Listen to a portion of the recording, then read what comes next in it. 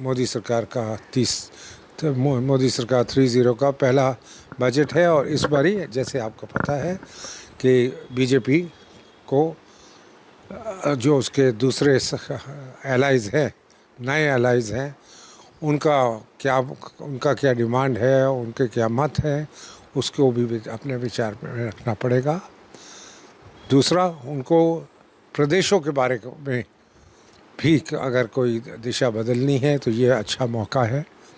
चाहे finance commission बैठी हुई है 15वीं पर, उसका 16वीं उसका रिज़ल्ट काफ़ी देर बाद आता है, तो 2-3 साल बाद उसका फ़र्क पड़ता है।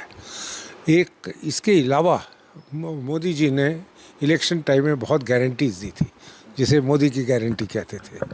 अब वो इस 4 साल के ये 4-4.5 साल जो बजट तक अवेलेबल होती है लास्ट तक, तो उनको इन सब को ऊपर एक्शन दिखाना पड़ेगा कि कहीं कुछ स्टार्ट किए, कुछ के ऊपर क्या तैयारी कर रहे, तो वो दूसरा चीज़ है।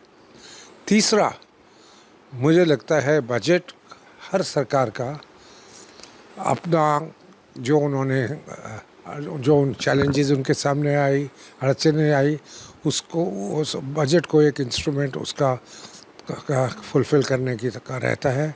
इस बार इस सरकार को पता लगा है, मोदी सरकार को, कि ग्रामीण भागों ने उनको इतना सपोर्ट नहीं किया, किसानों ने नहीं किया, और शायद यंग लोगों ने, यूथ जिसे कहते हैं, उन्होंने भी नहीं किया।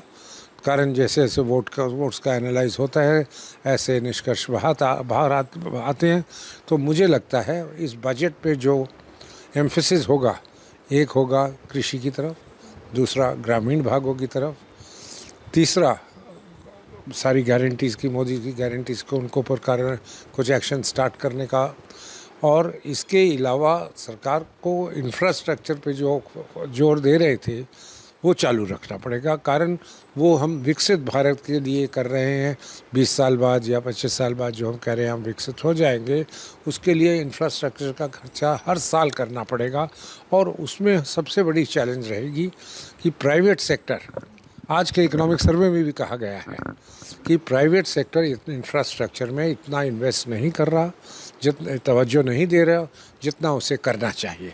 तो कैसे प्राइवेट सेक्टर को उत्तेजित किया जाए और वो भी इंफ्रास्ट्रक्चर में इन्वेस्ट करे, वो कल के बजट में दिशा दिखानी पड़ेगी।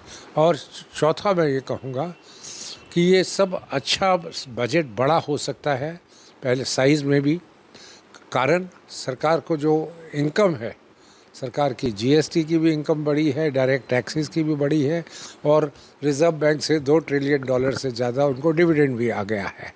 और भारत में अब हम उम्मीद कर सकते हैं, जैसे जैसे चीन की अपनी अड़चनें बढ़ती हैं, एफडीआई जो बाहर का विदेशी पैसा था, हमारे स्टॉक एक्सचेंज में ही नहीं, वो हमारे यहाँ मैन्युफैक्चरिंग में, सर्विसेज में, और जो हम पे जिसे कहते हैं फिक्स्ड इन्वेस्टमेंट, हमारी इक्विटी में, वो लगाने को वो पहले से ज़्यादा करेंगे। तो ये सब चीज़ें आज मैं आगे वापस कहता हूँ, सरकार ने इकोनॉमिक सर्वे में थोड़ी सी दिशा दिखाती है कि किस चीज़ों के ऊपर हम एम्फेसाइज करने वाले हैं।